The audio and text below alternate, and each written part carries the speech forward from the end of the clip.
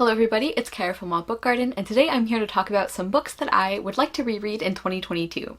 So normally I'm finding that I don't do super well with setting myself a specific list of books to read, but I think in terms of rereads, it's going to be actually a good thing for me because this is going to feel like I'm giving myself permission or like an incentive to reread books that I'm already excited to reread.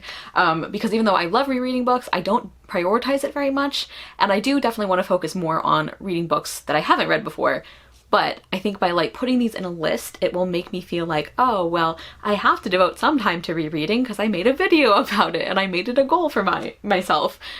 So anyway, that's my reasoning for this. I have quite a big stack here now that I'm looking at it, but I'm excited about them.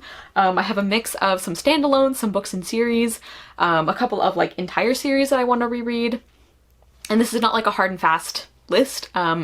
Like if I don't get to these, that's totally fine because it should be about me wanting to reread these books, like being in the mood for them and actually like reading them when I want to. And I also will probably add to this throughout the year. And also this is not including like my Frances Hardinge read-along books. Most of those are going to be rereads. And also a few of the Past Classics picks that we have coming up will be rereads. So those are kind of like the ground rules, I guess. That's the introduction. And let's just talk about these books that I love and that I'm really excited to read, or to reread, I mean. And I think actually quite a few of these are going to be ones where, like I've mentioned that I want to do more reviews of favorite books, so I'm hoping that a lot of these will end up being books that I review finally, which, you know, if they're favorites of mine, I probably should have a review of them up, so that's kind of what I'm thinking.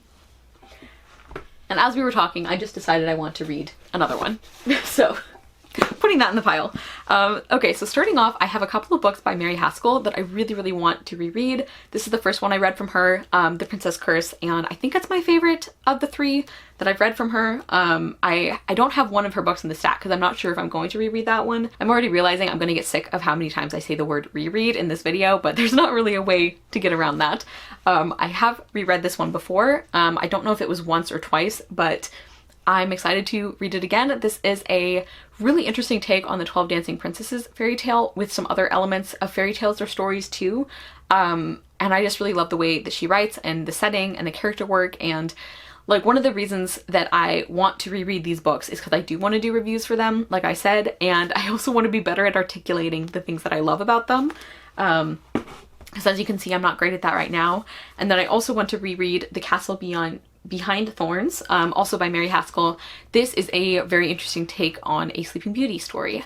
And one of the things I remember loving about this one is the way that it really grappled with the emotional trauma, I guess, of what it would be like to wake up and realize that everyone you know is dead. This is not like a super bleak story overall, but I do appreciate the way it deals with that grief. Our main character is a boy named Sand, who unexpectedly comes across a girl who he thinks is dead, and it turns out she's not. Yeah, I just really remember loving this one, and I'm extra excited to reread this one because I don't remember a lot about specific things that happen in the plot, so that's going to be really fun. Then the book that I impulsively just added to the stack right now is one of my all-time favorites, that is still Starcrossed by Melinda Taub, and I'm a little hesitant about this one because this one is very hard to find now. I think it's out of print. You can still get it on ebook, and you can occasionally, I think, find copies just like out and about. But it's not being printed anymore, which makes me really sad and also makes me feel like maybe I shouldn't be recommending it so often on my channel, but it is one that I really love. Like, you guys know that I personally don't like reading ebooks at all, but I love this book so much that if that was the only way I could read it, I would do it. So I hope that communicates something about how much I love this book. But this is a Romeo and Juliet retelling of a sort, because it's actually set after the events of the play, and it's following two different characters who were very minor characters in the original play. It's following Benvolio and Rosaline, and it's a like hate to love romance. There's also a mystery aspect. It also has one of my favorite tropes, which is like kind of marriage of convenience. It's like an engagement of inconvenience, basically, because the two of them get paired up at the beginning of the book by the Prince of Verona, because after the events of the Romeo and Juliet play, the tensions between the Montagues and the Capulets have not died down the way that some people were hoping. And so the Prince of Verona is like, all right, well, I'm just gonna arrange a marriage between Rosaline, who is related to the Capulet family, and Benvolio Montague, because that kind of thing worked so well the first time. And so Rosaline and Benvolio hate each other, and to varying degrees, they actually blame each other for what happened in the course of the story, like the events of the play. And neither of them wants to be engaged or married to the other, so they decide that if they just work together long enough to figure out who is sabotaging the attempts at peace, then there'd be no reason for them to get married. And of course we know how that's gonna go, but I just love this book so much. One of my favorites. I just want an excuse to reread it, and that's kind of what this video is about. I have a couple more standalones, and these are both by Anna Marie McLemore, one of my all-time favorite authors. This one is The Weight of Feathers, which it's funny because this is not one of my top favorites from them, but it's one that I think about a lot, and that's why I really want to return to this one.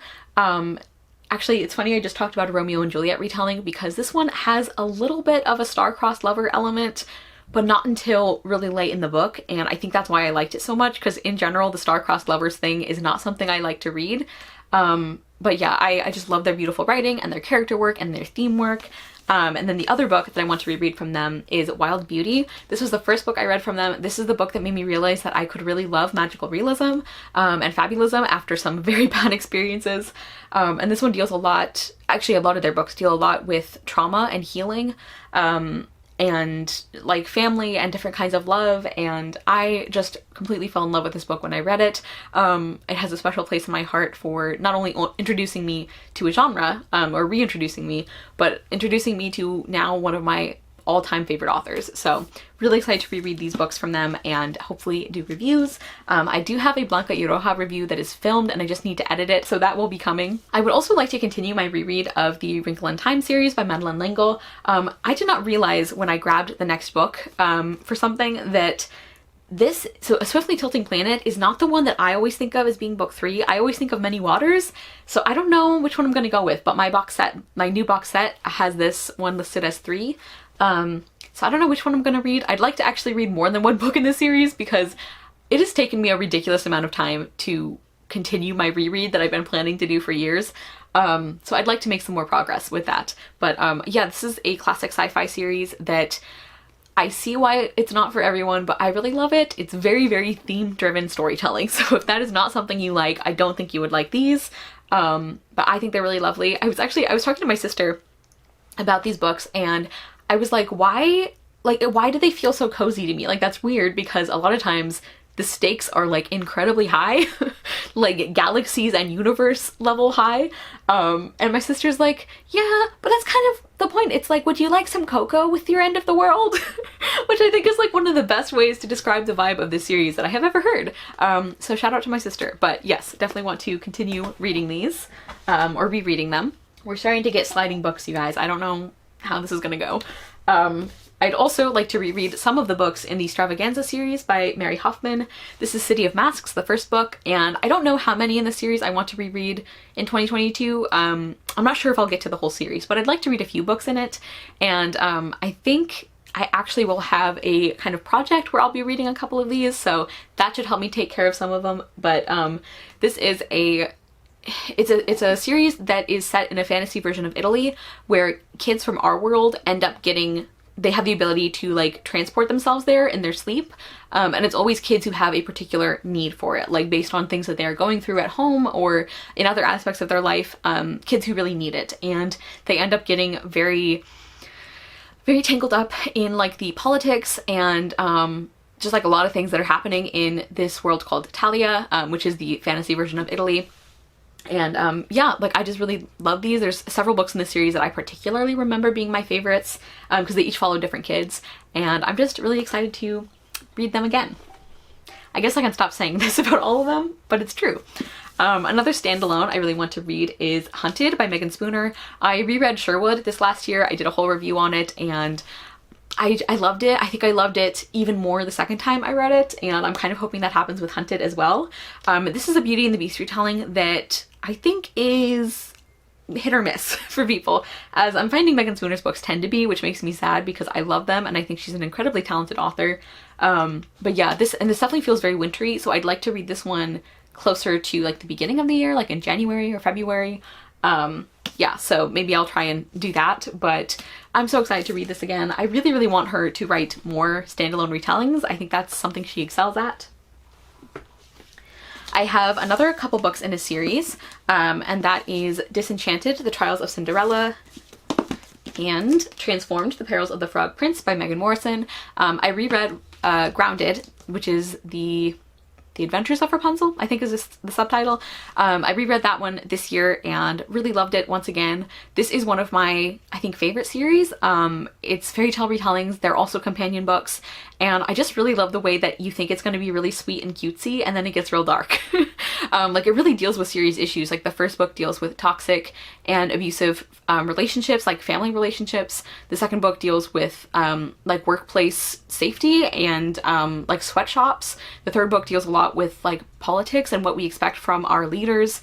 And just like all kinds of things. Like, I have a whole review that's spoiler free on this series. I will link that below if you want more information.